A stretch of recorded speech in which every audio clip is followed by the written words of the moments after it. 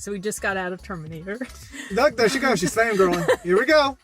Okay, you guys, it's so good on the big... Oh my gosh, you won't give it up. It's so good on the big screen. Yeah. The score. I really have a lot of appreciation for the score, even hearing it on both sides of the theater. I actually want to go and look up those scores. Well, I have this. I have the score. Yeah. I got the CD for the first and second movie and the third.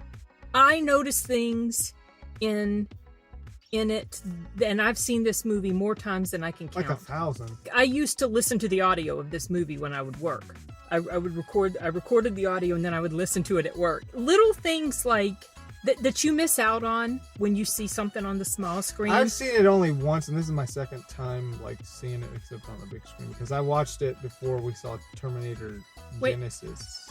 You've seen Terminator more than... You've only seen it once? Just the first one, What the heck is wrong with you? Well, you've seen Terminator 2 multiple times to the point where it's like, okay, I get it. Yes, I get the but I've seen the Terminator multiple times too. Terminator 1, on the other hand, I only saw it once to watch for the preparation of Terminator Genesis.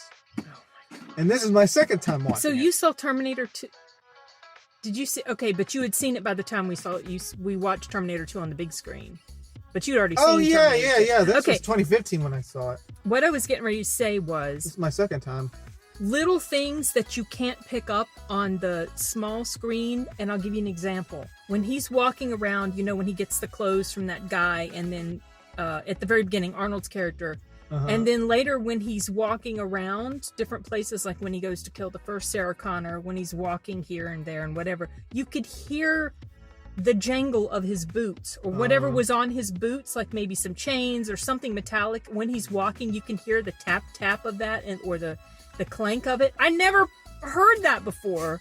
And all the times, little things like that just make you appreciate it so much more. The one thing that I wish they would do with this movie was fix Arnold's robot or cyborg. Yes, because they did digital fixes for the second movie. But I don't know. You know what I was thinking? I'm like, well, maybe that's just the charm of it, for the time. It doesn't hold up. Those parts don't hold up. Yeah, it doesn't hold up, but that's the charm of the film. I don't like those parts though. Really? No, even way back when I would see it, I could appreciate all the work that went into those practical effects, but it feels like they really should smooth it out and fix it up and make it look a bit more natural, like the fixes that they did with the second Terminator when they remastered it and brought it back in 2017. Star Wars. I still love the Terminator. It doesn't affect my love of the Terminator, but definitely those portions, especially the stop motion at the end with the endoskeleton, that can be fixed up. I think someone did actually on YouTube. They did that.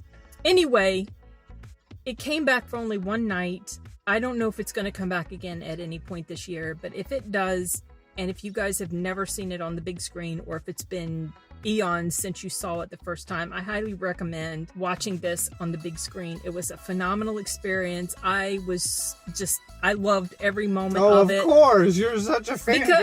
Before the Terminator, I really liked Terminator the movie. 2, don't get me wrong. the Terminator was my favorite movie of Terminator's really good. The Terminator's been a big deal for me. I've made no secret of how influential that movie because of Arnold and Linda when she came along she was in T1, but when she was in T2 with that phenomenal physique, those two movies are so amazing, and they're absolutely phenomenal to watch on the big screen. And I'm glad I finally had the opportunity. I was just complaining about it a few weeks ago. How come it hasn't come back? This is the 40th anniversary.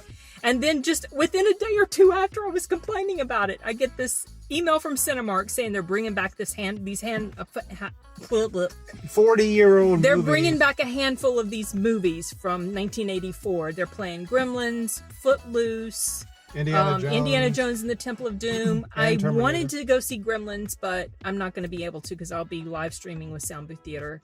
Gremlins is playing tomorrow. You could go see I it. could if I want, but I don't know. I might. Anyway. To be honest, I never watched it all the way. It's a good movie. I like Gremlins. I would have loved to have gone to see that, but didn't work out. Anyway, I guess that's all I have to say about the Terminator on the big screen. And it's a family movie. No, it's not. Everybody can see it. Do you have any other thoughts?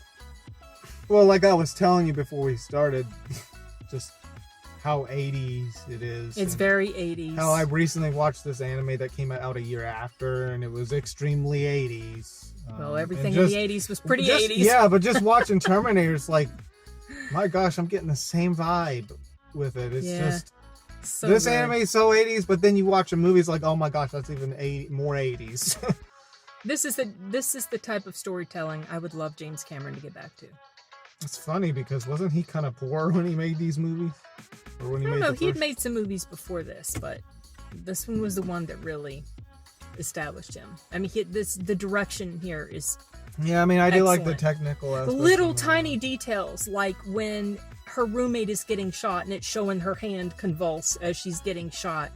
Little teeny moments like that were throughout the whole film just really adds to the whole experience, and just like the storytelling is great, the character development is great, and the Sarah. fact that it's time travel at the same time mixed with horror sci-fi. Yeah, it was definitely horror. A lot of the moments in here with the score sounded almost horror. And on top of that, I feel like Commando took a lot of inspiration with Arnold's puns.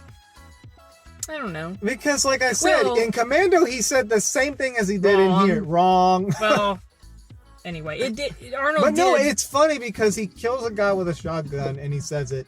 In Commando, he does the same thing. He kills a guy with a shotgun and he says it. Yeah. Wrong. It's definitely possible that was intentional. I think by the 80s, Arnold was like having a pun time. I see what you did there. Okay, that's all we got to say about the Terminator on the big screens. We're going to go ahead and wrap this up. We'll see you guys in the next video. Fangirl. Bye.